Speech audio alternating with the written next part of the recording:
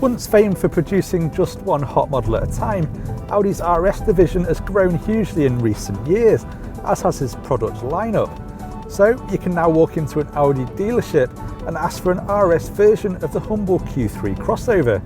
And if you do, you'll get a car that barks its way from 0 to 62 miles per hour in just 4.8 seconds, making it faster than a standard Boxster.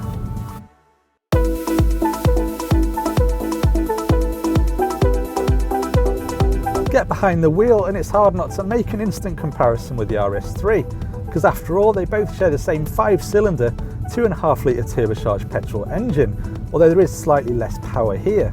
And you also get the same 4-wheel drive system. But the big surprise for me is that I'm actually having more fun in this car. Why? Well, in the RS3, it's devastatingly fast, but it does tend to just grip and go. So as a driver, that can mean that you lack some involvement. But in this car, the fraction of extra body roll and the fact you can really feel the 4-wheel drive system shuffling power to each wheel just makes it feel a bit more exciting to me. The fact the steering still feels rather numb also seems to be less of an issue when you're behind the wheel of a high-riding crossover. And there's a less objective reason too, and that's the surprise factor. Just the sheer fact that this RS Q3 can do things that people wouldn't believe a small SUV can do just really adds to the grin factor. And if that doesn't make you smile, Audi has now released an even faster version. So if 335 bhp isn't enough for you, there's a performance badge RS Q3 with 362 bhp that slices 4/10 from the 0 to 62 time. Complaints? Well, the 7-speed dual clutch gearbox can be a little bit clunky at lower speeds, and there's a very big difference between the lightness of the steering in comfort mode compared to how heavy it is in dynamic. So it'd be nice to have an individual setting to tweak your settings yourself. Fuel economy is rated at 32 mpg, and I have been seeing that on my motorway commute. But be warned, if you go on a B road and put your foot down, you will decimate that figure, so you do need to have an iron will with your right foot. The interior definitely feels very upmarket, with special nods going to these great RS dials with a speedo that reads to 200 miles per hour, these gorgeous leather and Alcantara seats, and this steering wheel which is great to hold, even if these pedals feel like plastic, because well, they are. This car is fitted with both the comfort and technology packs, which bring a reversing camera, automatic high beams and cruise control, and sat-nav.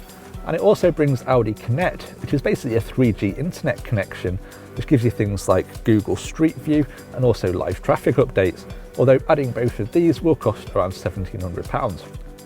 Everything is very quick to use and logically laid out, but the Q3 isn't one of Audi's latest models anymore, so it does miss out on some of its latest features, and that includes things like the virtual cockpit that you can find in cars like the TT, A4 and Q7. Space in the front is good as you'd expect, and while the Q3 doesn't actually look that tall when parked next to other cars, you do get a good view of the road ahead. Saying that, in this latest facelift version of the Q3, you can actually put the front seat down 15mm lower than before, so you can get a really excellent driving position. Perhaps the Q3's biggest compromise over larger SUVs is here in the back, because while you can sit 2 adults in reasonable comfort, it's best to describe the knee room and the headroom as adequate rather than excellent.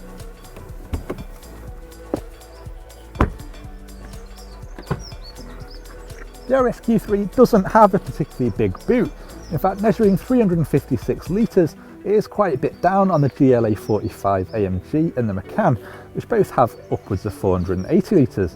In fact, if you have to swing 4-wheel drive, fast and really practical, the Golf R Estate we tested last month might even be a better bet.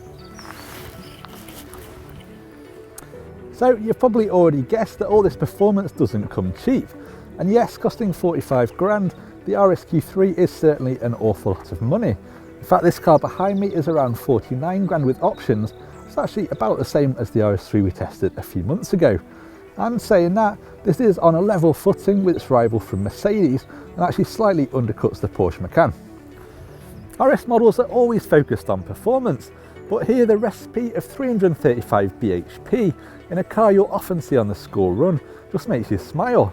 Audi's created something with bags of character and performance, so if you don't mind its fairly high running cost, then you could own one of the most surprising crossovers to go on sale. But could you see yourself behind the wheel of this Quattro crossover? Let us know in the comments, and don't forget to hit the subscribe button. Click on the inquire button to find out more details about this car, or for any other models visit carkeys.co.uk, and to watch more reviews click on one of the links on screen now.